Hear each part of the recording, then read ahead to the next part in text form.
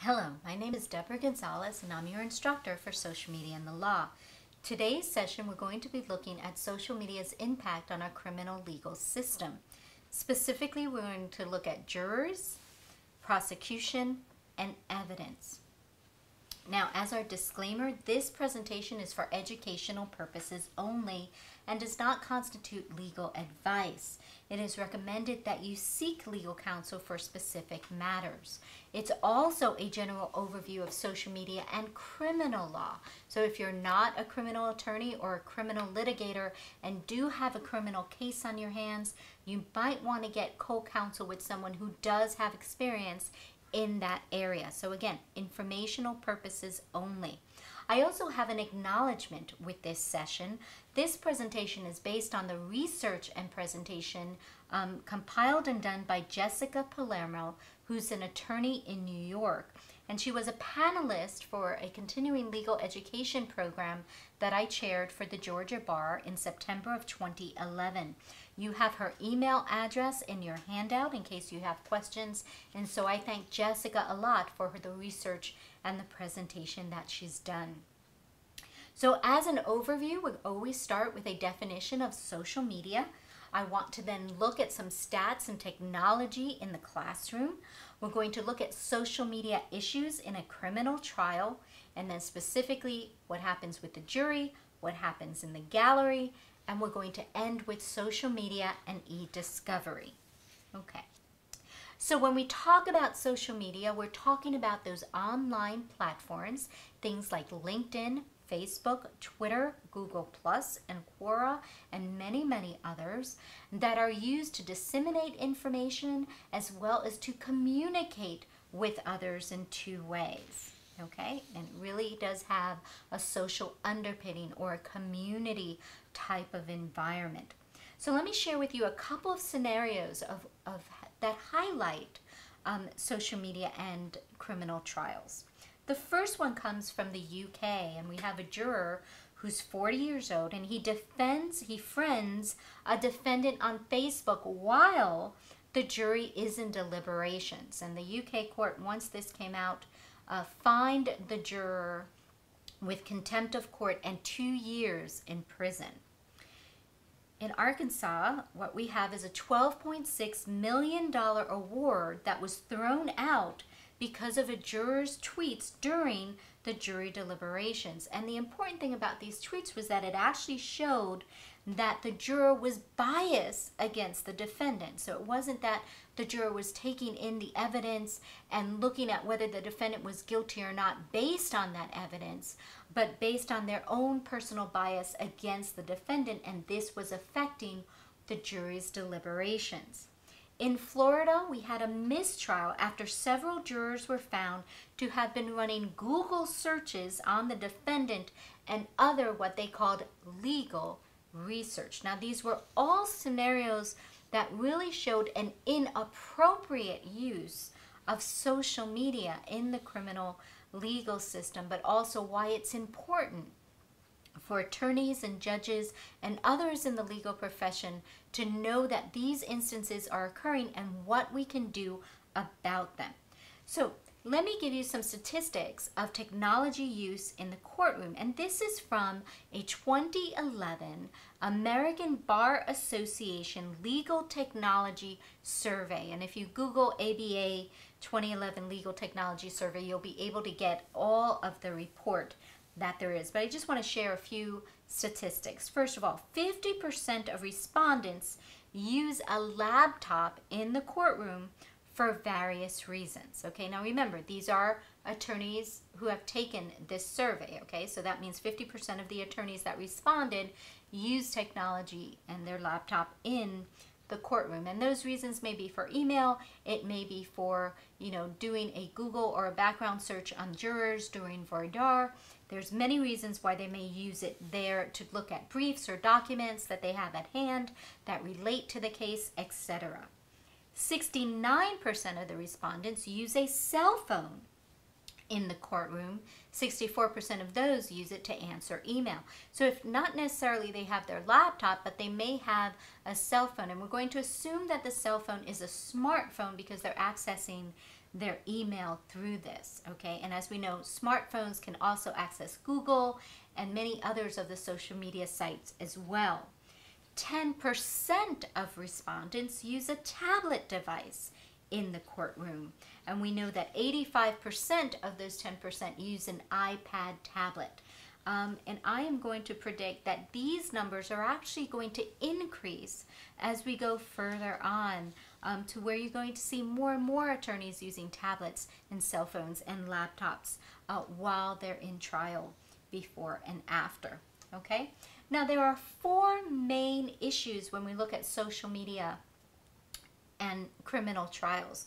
The first one is the idea of the defendant's constitutional right to a fair trial. The second one is privacy concern of jurors, attorneys, witnesses, the judge, and the defendant. The third deals with the Fourth Amendment search and seizure concerns. And the fourth one is the professional responsibility ethics of the involved attorneys. So those are the 4 basic social media issues in a criminal trial. So I want to begin with juries and social media. Now, since 1999, we know that over 95 verdicts have been called into question because of juror misconduct with social media. Half of those occurring within the last 2 years or so. So we know this is an issue. It's been happening, and it does have specific consequences. Now, usually the juror and what they do falls into one of 3 offenses. The first offense is the idea of a juror friending or following someone inappropriate who's involved with the trial. It might be to friend a defendant. It might be to friend the other attorney or follow the other attorney. And the problem is that this leads to improper deliberation, contact, and research between the juror and other parties in the trial. We have this case in Maryland where a juror looked up the sexual assault victim on MySpace and brought into the deliberation what he found on MySpace, which was not the most flattering photo of that victim, but almost to say, look, the victim was asking for it because look at the way she presented herself on MySpace, okay? And that was considered inappropriate, and there was a mistrial for that case. The second offense that some of the jurors fall into deals with reaching out to a social network's brain trust. And the problem here is that then that juror includes opinions of others who are not privy to all the facts that have been presented at trial. An example of this was a Facebook poll that was put up to see whether individuals felt that the defendant was guilty or not. Well, you know, individuals who are looking at the Facebook poll were not part of the jury, did not listen to all the evidence presented, did not know all the facts that were presented. So any opinion that they may have is actually based on false, misleading, or inaccurate information portrayed in the media, but not necessarily those portrayed in the trial. So it's a very, it's considered that that should not be included, but the deliberation was then tainted because of that information brought in. And the last offense that they might fall into is publishing trial information via Twitter or Facebook, where then the juror sort of creates an audience by tweeting and putting Facebook posts giving updates about the trial or updates about the deliberation.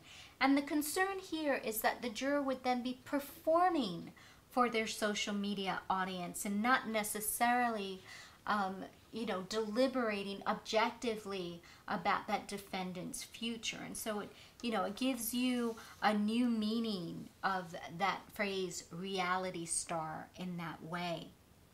Now, even though these are things that jurors have done that have caused mistrials and other problems with trials, we do have some responses and possible solutions that have been put in place. The first one, of course, is the mistrial. Now, this becomes a barrier to use, because when you have a mistrial, you have extra demands on resources, and these can be against the taxpayers. You have to do the trial again.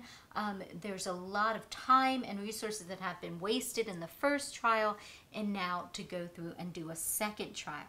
Okay, a second response has been a ready-made appeal. Now the problem here with that might be some privacy concerns of the jurors versus the defendant's right to a fair trial by it going automatically into an appeal. A third response has been contempt proceedings against the juror who has done the misconduct. We saw that in the UK case where the juror actually was fined 2 years. The problem with this is that it actually can serve as a deterrent to potential jurors who might not want to do their jury duty because they're afraid of something that can happen. So we have this case where in California a juror treated anything more boring than going over cell phone records. Okay, and in this was a case that dealt with gang-related activity, and so the court was really concerned of, well, if we do a mistrial, what about the safety of our juror versus the defendant's rights, because something can come up.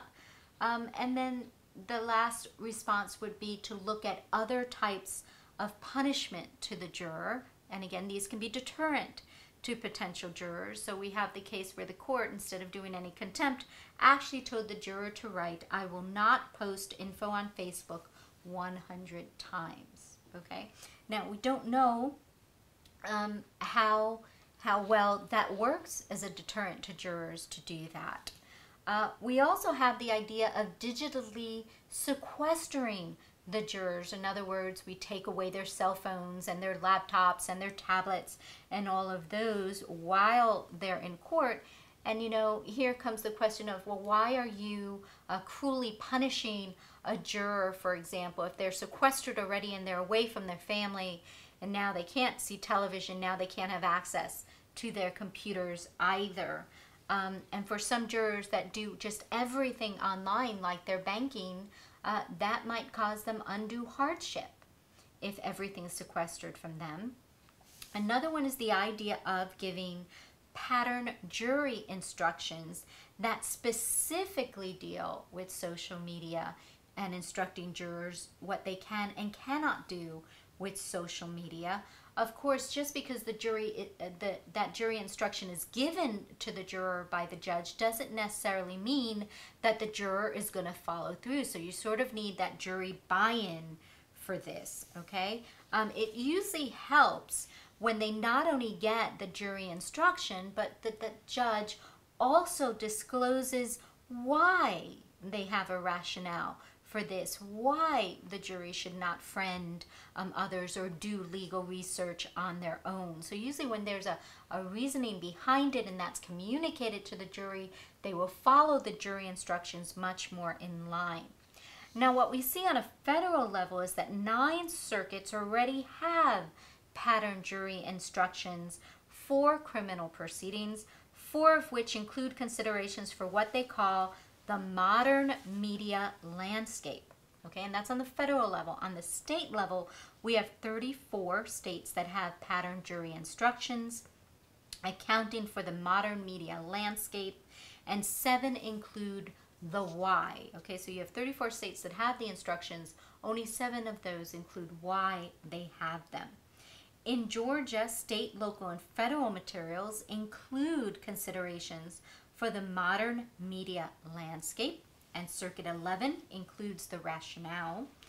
But if you want to see some sample instructions for social media, you can look at Sweeney's Worlds Collide, the digital native enters the jury box. And this was in the Reynolds Courts and Media Law Journal of spring 2011. So you can Google that, and it is available online for you to just look at some examples of pattern jury instructions and how those go forward. One very recent legislative change happened in California in August of 2011, where they passed California law AB 141, where they say that the law requires judges to tell jurors that existing bans on research and dissemination of trial-related information apply to all forms of electronic and wireless communication. And they even state that criminal contempt for this internet-related misconduct will include up to 6 months in jail for that juror who's found in violation of this particular law.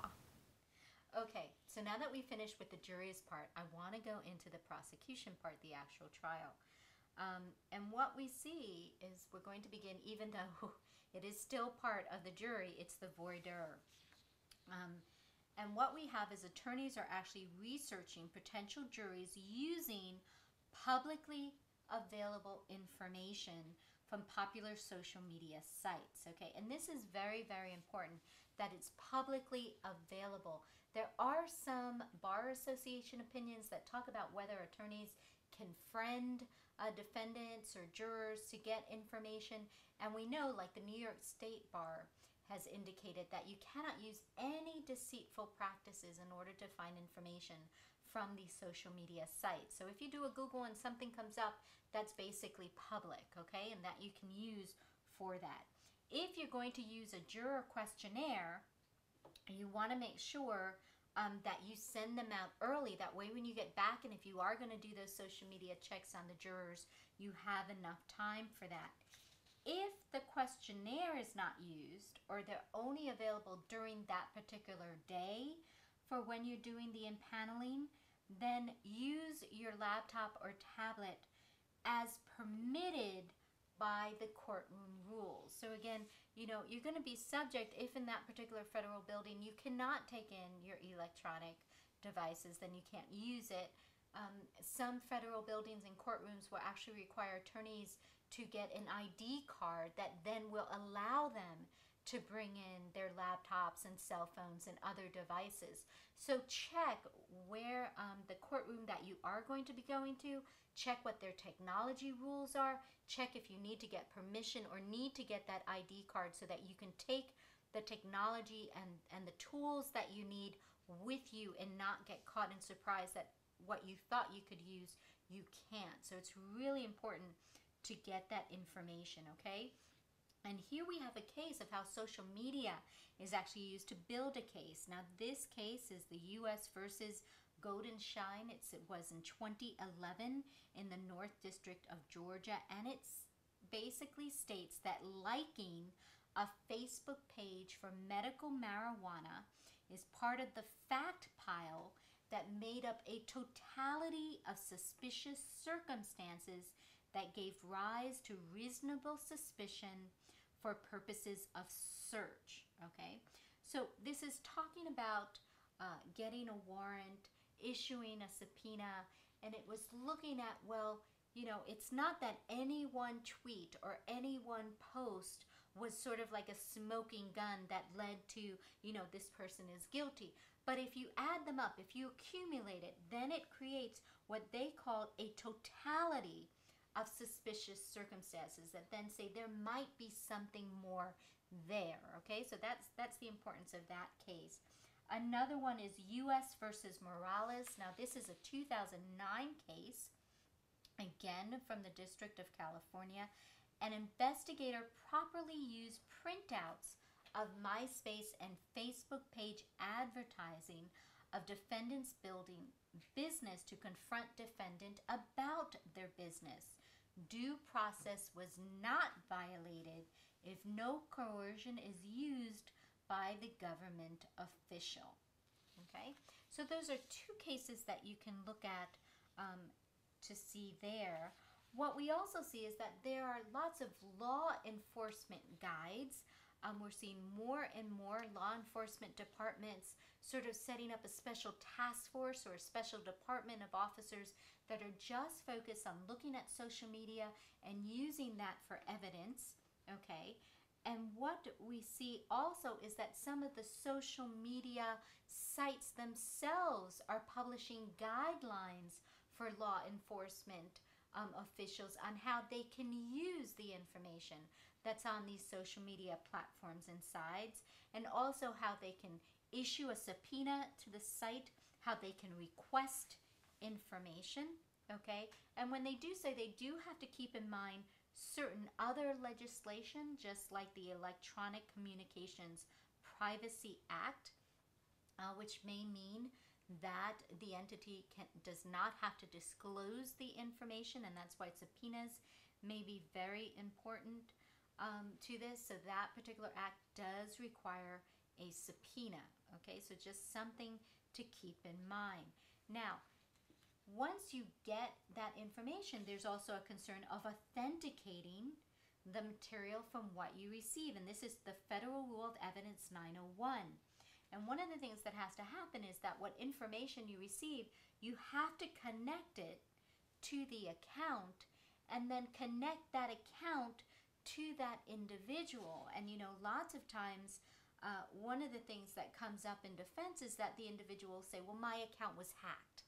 That wasn't really me. Anybody could have gone there and put that up. And so, you know, lots of times the evidence is not as straightforward as you may want it to be. So some of the concerns may deal with how many people actually have access to that device, or what they call the IP address used to make that post. Was it the defendant or someone else in the house or office using the computer, tablet, or cell phone? And we had a recent case, which was the Casey Anthony case in Florida, and they were talking about a search that was done for chloroform, and they were making the argument, was it Casey Anthony? Was it Casey Anthony's mother? Who was it actually? They knew it was from that computer and from that IP address, but they could not specify with certainty the individual who was actually doing the search. And so this can lead to problems, okay? One of the other things to look at are the profile owner's habits, password protection, saving, and automatic logins. And so, you know, some people, they will set up an account, and there's usually a little box that says, check here if you want me to remember your password or your ID. And lots of people, they check it because they don't want to keep putting in their password. So a good example of that might be the Netflix account that sort of streams movies. And so people will say, well, remember me, so that I don't have to put in the password again. What happens though is that if you have a scenario like that, well, it makes it an easy, you know, defense for the defendant to say, well, I have that on automatic, so anybody can log in. You know, it's not just me, it could be anybody, because it's already set there automatically, okay?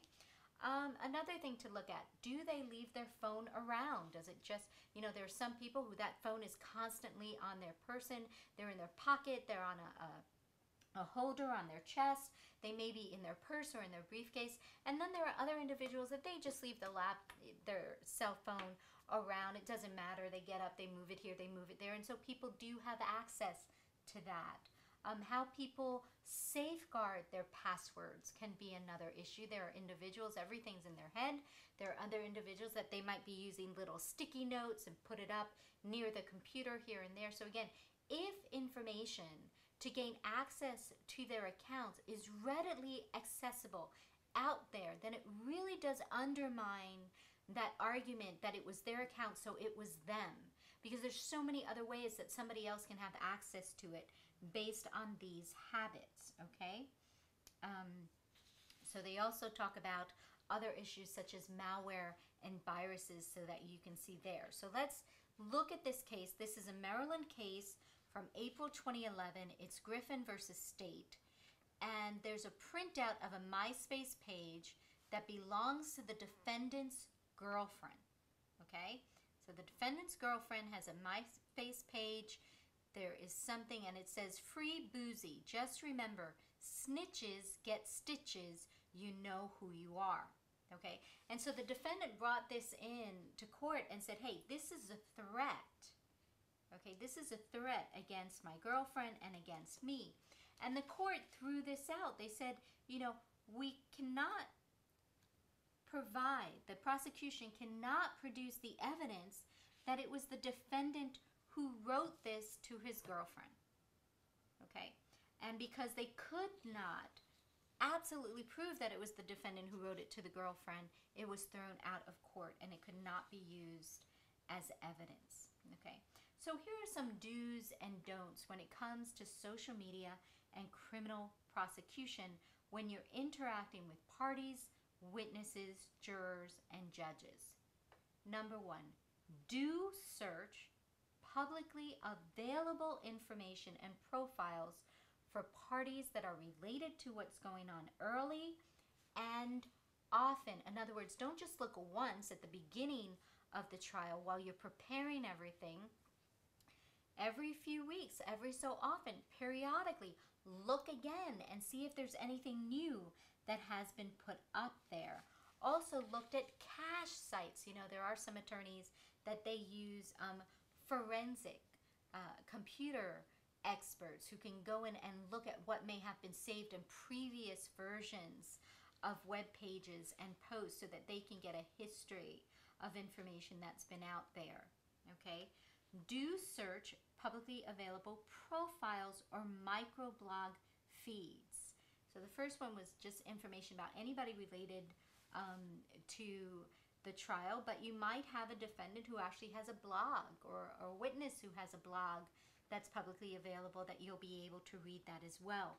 Do advise your clients and or witnesses to abstain from any social media use during a pending investigation or case. Okay, so you can tell your client or witness, listen, don't do anything online, don't tweet, don't put a Facebook post, you know, just don't do any other activity. Leave what's there because you can't take it out. That would be spoliation of evidence. But you can tell them from this moment on, do not put things up there.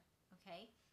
Do not friend or follow jurors or any other party with whom you're not permitted ex parte communications. Okay? And some ethics boards have found this prohibition to include subscribing to RSS feeds from jurors' websites. Okay, so you want to make sure reading a blog that somebody has put on is one thing, subscribing to the blog is another.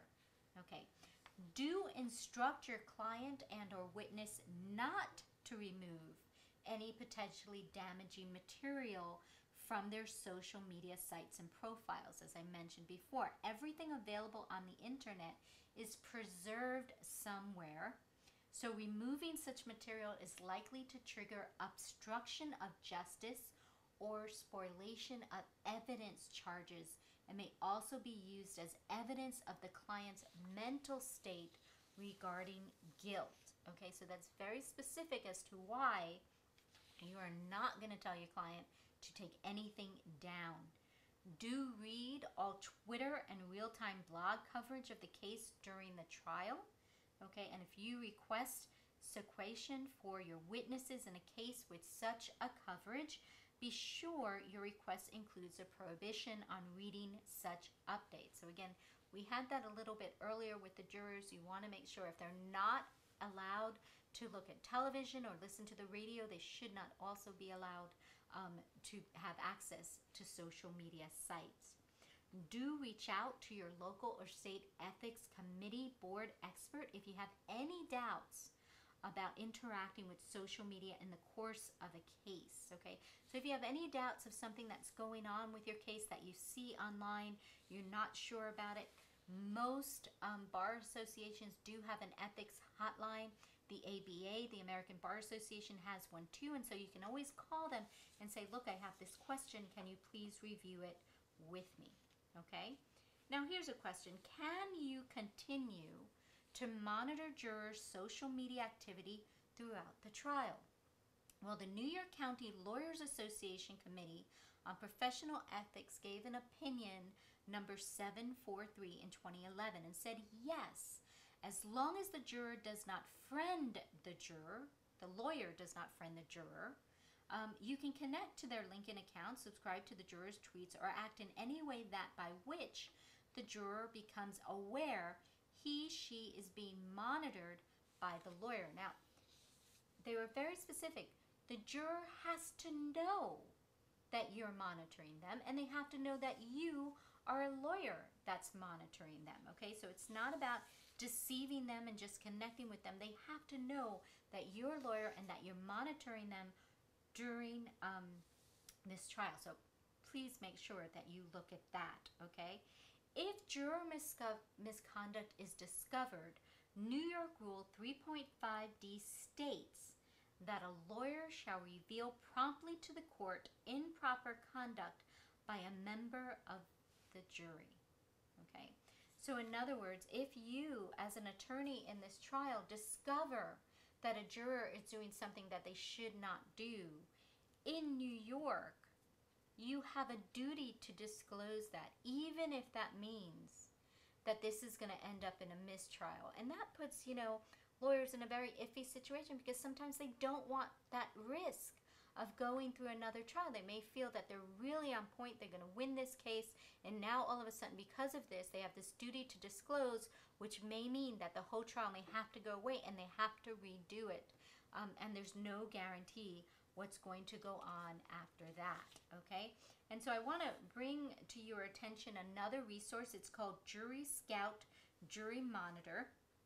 And this basically says for $295, you can have a window into jurors' posts and tweets. So in other words, and you have in your handout, you have a little screenshot of what that looks like and that page, and the idea that you give them a list of who's on the jury, and then they monitor the jury's posts and tweets to see if the jury is saying anything about the case, or anything that's going to affect the case in a way that you need to know as an attorney, okay? The other thing I want to bring up is some of the issues that deal with social media and individuals that are in the gallery. So not the attorneys, not the defendants, not the jury, but those in the gallery. And usually when they talk about the gallery, they're talking about media. They're talking about news journalists and people that are there. And we do have some federal rules against broadcasting from the courtroom, and we have this case that basically says that broadcasting also includes Twitter. So journalists that are in the courtroom cannot tweet while they are there, and this was U.S. versus Shelnut in 2009, and the request was denied to be able to tweet from there. And so, here the questions are about fair trial concerns versus this contemporaneous blogging or microblogging, right? Now the journalists will say, well, this is newsworthy, people have the right to know, it's public interest news, and the courts are saying, yes, but the defendant has a right, a constitutional right to a fair trial, and if you get that out there too early, it can affect that right. So these are just some of the issues that are dealing with criminal prosecution and that trial. There's a lot more out there, but I'm sure that'll just give you some food for thought in the very beginning. Okay, so now that we looked at juries and we looked at prosecution, I want to look specifically on e-discovery and evidence in these trials, okay? It's estimated that 4 out of 5 divorces include evidence from social media sites. And evidence from these sites have not only been used in cases like in family law, like divorce and custody, but also in criminal cases like DUI and murder, domestic cases like custody and child support, personal injury, insurance fraud, and many others. Okay, so we have this first case here that's brought to us, Offbeck versus L.M. Bowman, and this was a June 2011 case, and here the plaintiff claimed he was physically limited after a car accident. And what we saw is that based on his Facebook photos and postings, he was not limited at all, and so the postings were brought in as evidence that this was in fact insurance fraud and that he was just fined. Okay, now one thing to keep in mind is the Stored Communications Act, the SCA. And this is very important because this is the reason why many social media sites will say, no, we cannot provide information, because this act, the SCA, actually requires us not to give that information. So here's a quote from the act. A person who provides an electronic communication service to the public shall not knowingly divulge to any person or entity the contents of a communication while an electronic service by that service. The exceptions include law enforcement, government agencies subject to restrictions or other third parties, but only with the consent of the author or addressee. Now notice that they require consent of the individual that you want to get the information from. So even if you have a subpoena, some of the questions is that they say, well, first go and get the consent before we can accept the subpoena for that. Okay, so it's very important to understand that. In another case, Romano versus Steelcase, this is a 2010 case, a personal injury plaintiff alleged back and neck problems. The defendants moved to compel production of her non-public profile. So in other words, you know, there are things that you can see publicly, and then there are things that an individual may have with private settings. And the prosecution said, you know, if you look at her public postings, it leads you to believe that there might be more information in her private settings that state that, you know, she is not as injured as she claimed. And so the court, citing Facebook's policy, which warns users that they should have no expectation of privacy, ordered the plaintiff to execute a consent form authorizing Facebook to provide the defendant access. Okay, so, you know, Facebook has a policy. It says you shouldn't have an expectation of privacy if we're ordered by the court, but they did ask that the person give consent first before they put that in there. Now for Facebook requests, and I have here in the handout the link to where you go. And one thing to keep in mind is that, you know, these social media sites, they change their terms of use and service every so often. So this, by the time you are listening to this particular presentation, that link may have changed, their format may have changed. So always check first as you go through this. But for Facebook requests, only by someone in law enforcement or in the legal profession. Okay, so just not anybody can go and request information. You have to be in law enforcement or you have to be a legal professional. Okay, they do prefer the consent form, but they will respond to a subpoena. And so here on your handout, you have a screenshot of their page. And again, with Facebook, you can do this online, and it's called legal inquiries. Okay, and they do ask you to send in any information that you may have, but you are able to do that online. With Twitter, it is not that interactive. That you do have the link there, and they give some guidelines for law enforcement as to what information they can get from Twitter, but there is no online form like you have on Facebook with Twitter. Okay, and each of the other ones are different. We have a LinkedIn privacy policy, and many times you'll find that gaining access to information for legal purposes, you'll find that information in the posts that read privacy policies for these different online and social media sites. And for LinkedIn, you have to mail a request. Notice that their legal department is in California. Okay, and so they say here, now this is from LinkedIn, and they say compliance with legal process. It is possible that we may need to disclose personal information, profile information, and/or information about your activities as a LinkedIn user when required by subpoena or other legal process, or if LinkedIn has a good faith belief that disclosure is necessary to A, investigate, prevent, or take action regarding suspected or actual illegal activities, or to assist government enforcement agencies, B, to enforce the user agreement, to investigate and defend ourselves against any third-party claims or allegations, and or C, to exercise or protect the rights, property, or personal safety of LinkedIn, our users, employees, or others. Okay, so their LinkedIn is being very specific in letting its users know that if they are issued a subpoena, they will disclose the information that's required, okay? Another social media platform is YouTube. Now, YouTube is owned by Google, so actually requiring or requesting information from YouTube would go through its Google legal department. They are also in California. If it's a copyright infringement claim, it's a different entity that you're going to communicate to, but you notice they have an email and they have a fax to their custodian of record. So if it's a YouTube or a Google that you need information from, you're going to go through their custodian of records. And you also have in the handout a screenshot of the YouTube site that says if you need to contact us for certain inquiries, this is where you would get that information.